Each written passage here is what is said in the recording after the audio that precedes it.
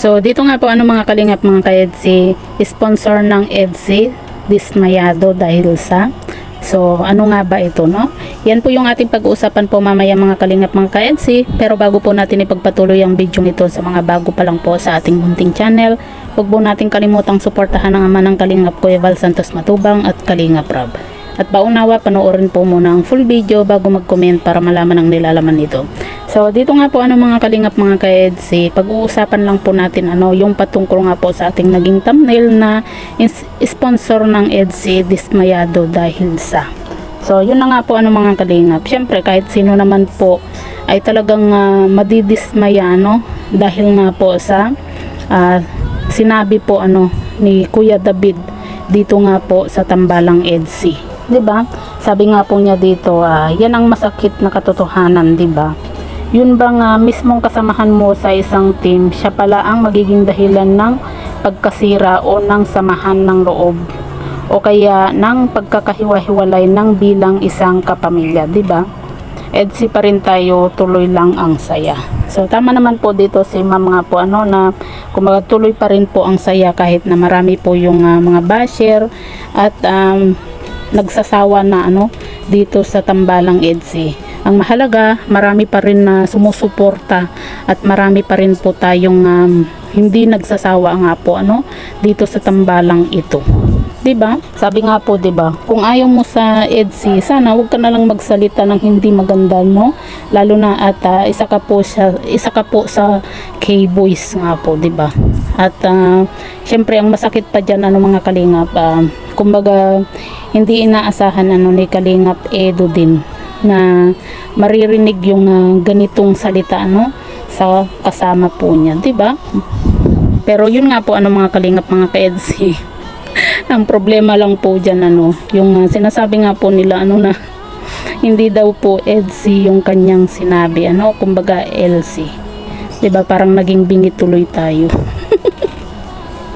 Naging bingi tuloy tayo mga kalingap sa narinig po natin ang dami pala nating bingi. 'Di ba?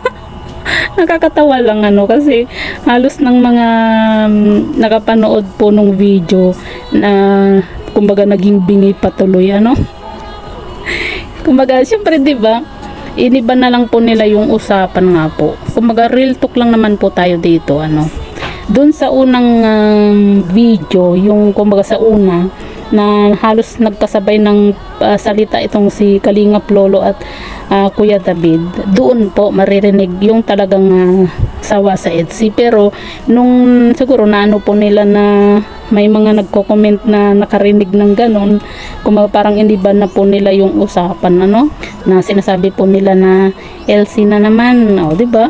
Sino ba ang po doon parang minsan mahirap lang kasi magsalita ng mga kalingap. Kung ang lang kasi doon ng mga kalingap, paano ka magiging sawa sa LC, 'di ba?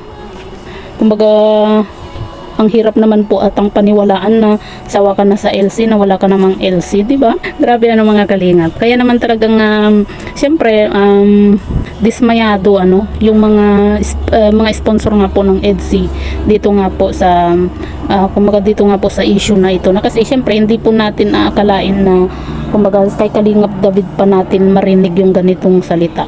Yun bang lagi po nilang kasama itong si Kalingap Edo, tapos yun pala kapag wala si Kalingap Edo na kumbaga hindi po nila kasama itong si Kalingap Edo ay parang pinag-iusapan at pinagchichismisan po nila Iba talaga kapag kayong ng mga kalingap, kapag kayong umaangat na po ang isang tao, hindi po talaga naiiwasan ang inggit nga po, 'di ba? Pero yun nga po mga kalingap, kahit naman po may mga nagsasabi na sawa na dito sa Tambalang EDSI, pero kita nyo naman po lalo po silang binibless nga po, 'di ba?